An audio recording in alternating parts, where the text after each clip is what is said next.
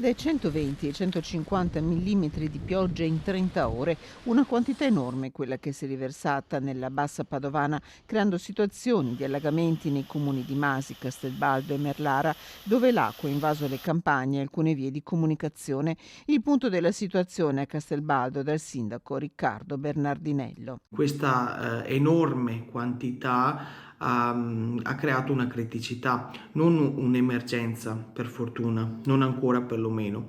La criticità nel far defluire le acque in una arteria idrica principale del paese che è lo Scolo Frattesina. In piena attività i volontari della protezione civile e gli operatori dei consorzi di bonifica che hanno tutte le pompe in funzione. Allagamenti sono segnalati anche a Megliadino San Vitale e Monselice. A Montagnana si stanno monitorando i corsi d'acqua. Piccoli disagi a Padova città, mentre sui colli Euganei tutti i comuni sono in stato di attenzione. Protezione civile impegnata a Torreglie e Teolo. A Galzignano Terme si è allagata la strada di collegamento tra il comune e Battaglia Terme e si sono registrati alcuni smottamenti, uno in via Sesa.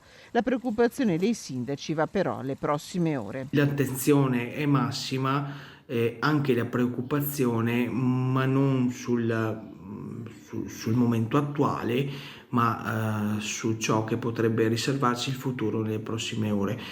Ci tengo a ribadire che la rete idrica del paese è davvero buona, è in un buono stato anche dal punto di vista delle manutenzioni.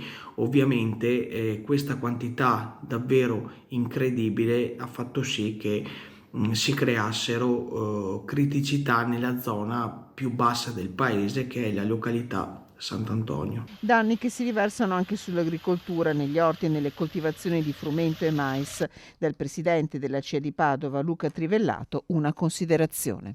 In termini però diciamo di prospettiva, l'elemento insomma, che segnaliamo è il fatto che la mancanza come dire, di riserve d'acqua per il periodo estivo comunque rimane un elemento di criticità, perché la mancanza di neve in montagna comunque provocherà quasi sicuramente un ridotto apporto idrico durante il periodo estivo.